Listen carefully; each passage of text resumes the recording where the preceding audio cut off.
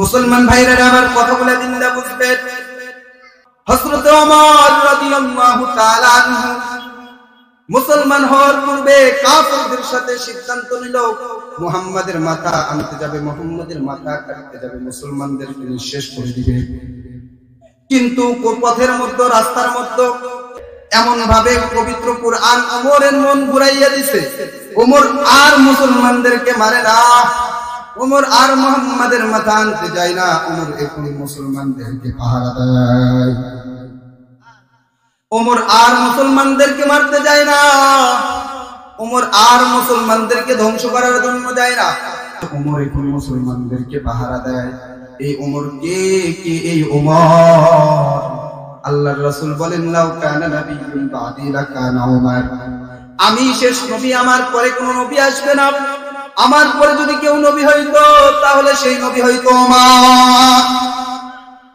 কে ওমর? যে ওমর মুহাম্মাদের মাথা কাটার জন্য তরবারি নিয়ে বের হয়েছিল, কিন্তু কুরআন মনটাকে এমন ভাবে ঘুরাইয়ে দিয়েছে যে ওমরের কথা বর্ণনা করতে গিয়ে আল্লাহর রাসূল বলেন, আমি শেষ নবী, আমার পরে কোনো নবী আসবে না, যদি আমার পরে নবী আসতো সেই নবী হইতো হযরত ওমর। কে এই ওমর? হযরত ওমর রাদিয়াল্লাহু তাআলা আনহু সিদ্ধান্ত মোতাবেক আল্লাহ পাক রব্বুল আলামিন পবিত্র কুরআনুল কারীমের 22 জায়গায় 22টি আয়াত আল্লাহ তাআলা নাযিল করেছেন। ওমরের সিদ্ধান্তকে প্রাধান্য দিয়ে আল্লাহ তাআলা পবিত্র কুরআনের 22 জায়গায় কয়টি আয়াত নাযিল করেছেন বলেন তো? 22টা আয়াত আল্লাহ তাআলা কুরআনের ভিতরে নাযিল করেছেন। এই হলো সেই ওমর। মুসলমান বাবাজিরা আমার একটু খেয়াল করে শুনেন, হযরত ওমর রাদিয়াল্লাহু তাআলা আনহু তার খেলাফত আমলে কিছু সংখ্যক সাহাবায়ে কেরামকে নিয়ে পথ চলতেছেন। পথ চলতে চলতে এক পাহাড়ের উপত্যকায় ওমর দাঁড়িয়ে গেছে। ওমর দাঁড়িয়ে দাঁড়িয়ে কান্না করে, ওমর পাহাড়ের উপত্যকায় দাঁড়িয়ে কান্না করে। সাহাবায়ে কেরাম জিজ্ঞেস করে, কি ব্যাপার খলিফাতুল মুসলিমিন আমিরুল মুমিনিন, আপনি কান্না করেন কেন? ওমর ডাক দিয়ে বলে, হে আল্লাহর রাসূলের সাহাবীরা, শোনো শোনো শোনো, আমি ওমর যখন শৈশবে ছিলাম, আমার পিতা আমাকে দিয়ে উট বকরি ভেড়া চড়াইতো। এই পাহাড়ের উপত্যকাগুলোতে আমার কাছে উট ভেড়া বকরি দিয়ে পাঠিয়ে দিত। আমি ওমর ছোট হওয়ার কারণে বুঝতাম না, এই ভেড়া বকরিগুলো ঠিক মতে খাওয়াইতে পারতাম না, মাঠে ঠিক মতে চড়াইতে পারতাম না। কতদিন দেখা যায় তো বাড়ি ফেরার পর একটা বকরি অথবা একটা উট ভেড়া বকরি নাই। আমার পিতা তখন আমাকে গালি দিত, ওমর তোমাকে দিয়ে আর কোনো কাজ হবে না রে ওমর, তুমি কোনো কাজের যোগ্য না, তোমাকে দিয়ে কোনো কাজ হবে না। আমার পিতা শৈশবে আমাকে এরকম গালি দিত, কিন্তু আজকে আমি ওমরকে দিয়ে আল্লাহ অর্ধজাহানের খলিফা বানিয়ে অর্ধজাহান শাসন করাইতেছে। আমি ওমর যে ওমর কোন কাজের যোগ্য ছিলাম না, ওই ওমরকে দিয়ে আল্লাহ আজকে অর্ধজাহান শাসন করায়।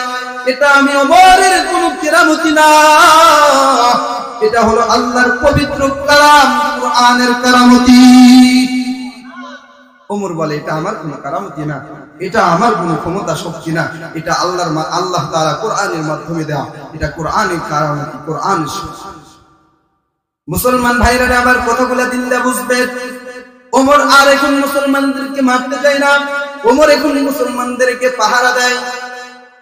ইতিহাসের মধ্যে এসেছে, একদিন রাত্রিবেলা এরকম শীতের ভিতরে, আজকে যেরকম আপনাদের এলাকায় শীতের ভিতরে হালকা হালকা পানি পড়তেছে, এরকম একদিন ওই জামানায় ওমরের খেলাফত আমলে রাত্রিবেলায় শীতের ভিতরে পানি পড়তেছে, হালকা হালকা পানি পড়তেছে।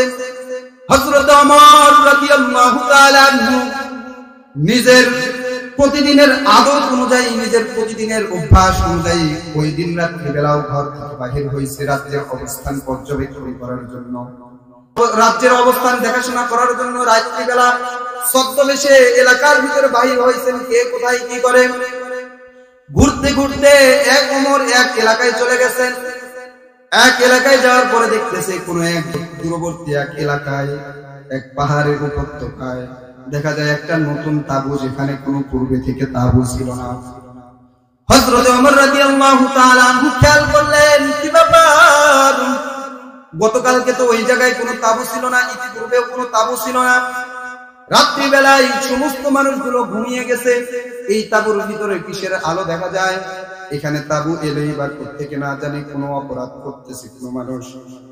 হযরত ওমর রাদিয়াল্লাহু তাআলা আনহু এগিয়ে গেলেন। এগিয়ে যাওয়ার পর দেখতে পান তাবুর ফাঁক দিয়ে দেখতেছে তাবুর ভিতরে দুইটা বাচ্চা বসে বসে কান্না করে। একজন মা চুলার উপরে একটা পাতিল দিয়ে দিছে, পাতিলের ভিতরে পানি, ওই পানির ভিতরে এইরকম পাথর দিয়ে নাড়া দিতেছে আর সন্তানদেরকে খানার জন্য অপেক্ষা করতে বলতেছে। সন্তানগুলা ডাক দিয়ে বলে, এতদিন পর্যন্ত আমরা দারুল হরমের ভিতরে ছিলাম, এতদিন পর্যন্ত আমরা কাফিরদের এরিয়ার মধ্যে ছিলাম, আজকে সকালবেলা ওমরের রাজ্যের ভিতরে ঢুকলাম। তুমি তো বলেছিলে মা ওমর এমন এক খেলাফত ব্যবস্থা প্রতিষ্ঠিত করেছে, এমন এক রাজ্য প্রতিষ্ঠিত করেছে, ওমরের রাজ্যের ভিতরে ওমরের খেলাফতের সীমানার ভিতরে একটা কুকুর পর্যন্ত না খেয়ে থাকে না রে মা। আজকে সকালে ওমরের রাজ্যের ভিতরে প্রবেশ করলাম, রাত হয়ে গেল, দিন ফুরাইয়া গেল, রাত প্রায় শেষ হয়ে যাবে, ফজরের আযান দিয়ে দিবে, কিন্তু মা কই ওমর তো আসলো না, ওমর তো খানা নিয়ে আসলো না। হযরতে ওমর তাবুর ভিতরে দাঁড়িয়ে থেকে সব কিছু শুনে ওমর দু চোখের পানি ছেড়ে দিয়ে দৌড় দিছে বাইতুল মালের গুদাউনের দিকে। হযরতে ওমর রাদিয়াল্লাহু তাআলা আনহু চলে গেছেন বাইতুল মালের গুদাউনে। বাইতুল মালের গুদাউনে গিয়ে খাদেমদেরকে বলে, খাদেম আমার মাথায় একটা আটার বস্তা উঠাইয়া দাও আর খেজুর উঠাইয়া দাও। খাদেম দুইজন খাদেম পারাপারি করতেছে, মারামারি করতেছে, আমি নিব, একজন বলে আমি নিব, আরেকজন বলে আমি নিব। ওমর ডাক দিয়ে বলে, পারাপারি করার কোনো কারণ নাই, মারামারি করার কোনো দরকার নাই, শোনো শোনো, ওই কঠিন কিয়ামতের দিন যেই ব্যক্তি আমার গুনাহের বোঝা মাথায় নিতে রাজি আছো, ওই ব্যক্তি আজকে আমার দায়িত্বের বোঝা মাথায় নাও। যদি কেউ আমার গুনাহের বোঝা কিয়ামতের দিন মাথায় নিতে রাজি না হও, তাহলে আজকে তোমাদেরকে দায়িত্বের বোঝাও মাথায় নিতে হবে না। আমি ওমরের দায়িত্বের বোঝা আমি ওমর নিজেই মাথায় নিতে রাজি আছি। হযরত ওমর রাদিয়াল্লাহু তাআলা আনহুর কথা শুনে খাদেমরা আর কেউ কোনো কথা বলে না, একজন আরেকজনের দিকে তাকায়। হযরত ওমর রাদিয়াল্লাহু তাআলা আনহু বললেন, দাও দাও ওই বস্তাগুলো আমার মাথায় উঠিয়ে দাও। হযরত ওমর আটার বস্তা খেজুরগুলো মাথায় নিয়ে নিতে চলে গেছে তাবুর কাছে। তাবুর দরজায় গিয়ে ডাক দিয়ে বলে, মা ও মা আপনি তাবুর দরজাটা খুলে দেন। ভিতর থেকে মহিলা মনে করছে হয়তো কোনো ফকির মিসকিন আসছে, এত রাত্রিবেলায় তো আমার কোনো আত্মীয় স্বজন আসার কথা না। ওই মহিলা ডাক দিয়ে বলে, বাবা তুমি আমাকে মা বলে ডাক দিয়ে আমাকে ছোট কইরো না, আমি আমার নিজের দুই সন্তানকে মা মা বলে ডাকতেছে, তাদেরকে খানা দিতে পারতেছি না, তুমিও আমাকে মা বলে ডাক দিতেছো, আমি তোমাকে যে কিছু খানা খাওয়াবো বা খানা কিছু দিব তোমাকে দেওয়ার মতো আমার কাছে কোনো কিছু নাই রে বাবা, তুমি চলে যাও। ওমর ডাক দিয়ে বলে, মা আমি ভিক্ষুক না, আমি ভিক্ষুক না, আপনি তাবুর দরজা খুলে দেন, আমাকে ভিতরে আসার ব্যবস্থা করে দেন। মহিলা ওই সময় তাবুর দরজা খুলে দিল। ওমর ওই আটার বস্তা আর খেজুর নিয়ে ভিতরে ঢুকলেন। ভিতরে ঢোকার পর ওমর নিজের হাতে ওই আটা থেকে আটার খামিরা তৈরি করে নিজেই রুটি তৈরি করলেন। ওমর নিজেই রুটি তৈরি করে রুটি হাতে ছিঁড়ে নিলেন। ছিঁড়ে নেওয়ার পর খেজুর থেকে একটা খেজুরের এক অংশ নিয়ে রুটির ভিতর দিয়ে ওই বাচ্চাগুলোর মুখে যখন দিবে, ওমর বলে, এ দুনিয়ার মানুষ শোনো শোনো, আমি যখন রুটির টুকরাটা নিয়ে ওই সন্তানদের মুখে দিব, আমি একজনের মুখের দিকে হাত বাড়াই আর একজন মুখ আগাইয়া দেয়, আর একজনের মুখের দিকে হাত বাড়াই আর একজন মুখ আগাইয়া দেয়। আমি এরকম খানা নিয়ে পাশাপাশি করতে কোনো কুকুরকেও দেখি নাই। এত ক্ষুধার্ত ছিল ওই সন্তানেরা, যত ক্ষুধার্ত আমি কোনো কুকুরকেও কোনোদিন দেখি নাই। হযরত ওমর ওই বাচ্চাগুলোকে খানা খাওয়াইলেন।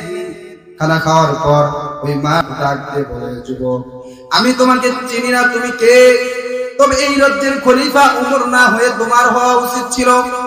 ওই মহিলা ওমরকে চেনে না, হয়তো ভাবছে এটা অচেনা কোনো ব্যক্তি। বলতেছে এই রাজ্যের খলিফা উমর না হয়ে তোমার হওয়া উচিত ছিল।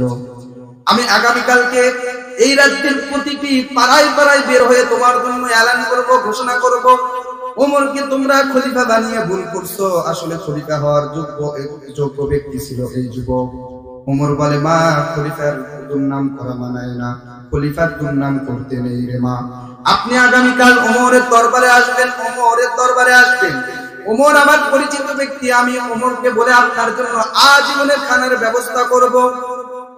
এইদিকে মসজিদে ফজরের নামাজের আযান দিয়ে দিছে। হযরত ওমর রাদিয়াল্লাহু তাআলা বিহি মসজিদে নববীতে এসে নামাজ আদায় করলেন। নামাজ আদায় করার পর মসজিদে এলান দিয়ে দিচ্ছেন, সকল মুসল্লিরা শোনো, আজকে একজন জঘন্যতম অপরাধের বিচার করা হবে, সুতরাং তোমরা কেউ যাইও না। সাহাবায়ে কিরাম ভয় পেয়ে গেছে, এই ব্যাপার আজকে ওমর কার কোন অপরাধের বিচার করবে। আমরা তো রাত্রিবেলা ঘুমাইয়া থাকি, না জানি কে কোন অপরাধ করছে। ওমরের বিচার তো অত্যন্ত কঠিন। যে ওমর নিজের ছেলেকে মদ খাওয়ার জন্য ব্যত্রাঘাত করতে কিছুটা কার্পণ্য করে না, ওই ওমরের বিচার থেকে সকলেই ভয় পায়। সকলেই ভাবতেছে না জানি আজকে কার কোন বিচার হবে। ওমর দুইজন সাহাবীর নাম ধরে ডাক দিছে। ওই দুইজন সাহাবীও ভয় পেয়ে গেছে, না জানি আমরা এই কোন অপরাধ করলাম। ওমর ডাক দিয়ে বলে, শোনো, তোমাদের ভয় পাওয়ার কোনো কারণ নাই, তোমরা কোনো অপরাধ করো নাই, তোমরা চলে যাও অমুক এলাকায়। অমুক এলাকায় গিয়ে দেখো ওখানে একটা তাঁবুর ভিতরে দুইটা বাচ্চা আর একটা মহিলা আছে, তুমি তাদেরকে এখানে নিয়ে আসো, তোমরা দুইজন আমার কাছে থেকে হাজির করো। এই দুইজন সাহাবী চলে গেছে, ওই মাকে আর দুইজন সন্তানকে নিয়ে ওমরের দরবারে আসছে। ওমরের দরবারে আসার পর ওই মা যখন দেখে খিলাফতের মসনদে বসে আছে ওই যুবক রাত্রিবেলা আটার বস্তা মাথায় নিয়ে আমার বিয়ে প্রবেশ করেছিল। মহিলা চিন্তা করতেছে, হাই হাই, আমি ওমরের সামনে ওমরের দুর্নাম করছি, ওমর তো এত রাগী মানুষ, আজকে আমার খবর আছে। ওই মহিলা হযরত ওমর রাদিয়াল্লাহু তাআলা আনহুর হাতের দিকে তাকাইছে। হাতের দিকে তাকিয়ে দেখতে পাই ওমরের হাতের ভিতরে একটা চাবুক। মহিলা ভয় পেয়ে গেছে, না জানি চাবুক দিয়ে আমাকে পিটাবে আজকে। মহিলা একটা দৌড় দিছে পিছনের দিকে। খলিফাতুল মুসলিমিন আমিরুল মুমিনিন হযরত ওমর রাদিয়াল্লাহু তাআলা আনহু ওই মহিলার আগে আগে দৌড় দিয়ে মহিলাকে ঠেকাইছেন। মহিলাকে ডাক দিয়ে বলে, মা, আপনি কোথায় যান, আজকে বিচার হবে রে মা। মহিলা ডাক দিয়ে বলে, বাবা শোনো, আমি রাত্রিবেলা চিনি নাই তুমি ওমর, তুমি ওমর। আমি না চিনে তোমার নামে দুর্নাম করেছি, গালিগালাজ করেছি ওমর। তুমি যদি এই চাবুক দিয়ে আমার শরীরে আঘাত করো রে ওমর, তাহলে আমি বৃদ্ধ মা কয়েকদিন হলো খানা খাই না, কয়েকদিন হলো না খেয়ে আমার শরীরটা দুর্বল হয়ে গেছে। তুমি যদি এখন আমাকে ওই চাবুক দিয়ে প্রহার করো, তাহলে আমি আর দুনিয়াতে বাঁচবো না রে ওমর, তুমি আমাকে ওই চাবুক দিয়ে মাইরো না। হযরত ওমর রাদিয়াল্লাহু তাআলা আনহু ডাকতে বলে, মা, আমি আপনাকে মারবো না, আমি আপনাকে মারবো না। এই যে চাবুক আপনার হাতে তুলে দিলাম না, এই চাবুক দিয়ে আপনি আমাকে প্রহার করেন, আপনি আমার বিচার করেন। আপনি সকালবেলা আমার রাজ্যের ভিতরে ঢুকেছেন, রাত্রি হয়ে গেছে, আপনাকে খানা পৌঁছাইতে পারি নাই রে মা, আমার ভুল হয়ে গেছে, আপনাদেরকে কষ্ট রাখছি। ও মা, আপনি আমার বিচার করেন, এই চাবুক দিয়ে আপনি আমাকে প্রহার করেন, মারেন।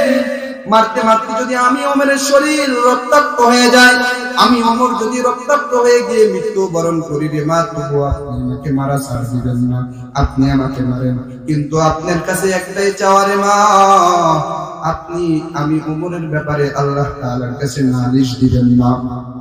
ও মা, আপনি যদি আমি ওমরের ব্যাপারে আল্লাহ তাআলার কাছে নালিশ দেন, বিচার দেন, আল্লাহ যদি কঠিন কিয়ামতের দিন আমি ওমরকে জিজ্ঞেস করে, ওমর, তোমার খেলাফত আমলে অমুক এলাকায় অমুক জায়গায় একটা তাঁবুতে একজন মা আর দুইটা বাচ্চা না খেয়েছিল, তুমি কেন তাদের খোঁজ নাও নাই? আমি ওই দিন কোনো জবাব দিতে পারবো না রে মা। ও মা, আপনি আমার বিচার করেন, এই চাবুক দিয়ে আপনি আমাকে প্রহার করেন, আপনি আমার এই চাবুক দিয়ে প্রহার করে আপনি আপনার বিচার উঠাই গেলেন, আপনি দোহাই লাগে আল্লাহর কাছে নালিশ দিবেন না। মুসলমান বন্ধুরা আমার, বাবাজিরা আমার, যেই কথা বুঝাইতে চাইতেছি যে হযরত ওমর তরবারি নিয়ে বাহির হয়েছিলেন মুহাম্মাদের মাথা আনার জন্য। হযরত ওমর বাহির হয়েছিলেন মুসলমানদেরকে ধ্বংস করে দেওয়ার জন্য। কিন্তু এই পবিত্র কোরআনুল কারীম ওমরের মনটাকে এমন ভাবে ঘুরাইয়া দিছে, ওমর আর মুসলমানদেরকে মারে না, ওমর এখন মুসলমানদেরকে পাহারা দেয়।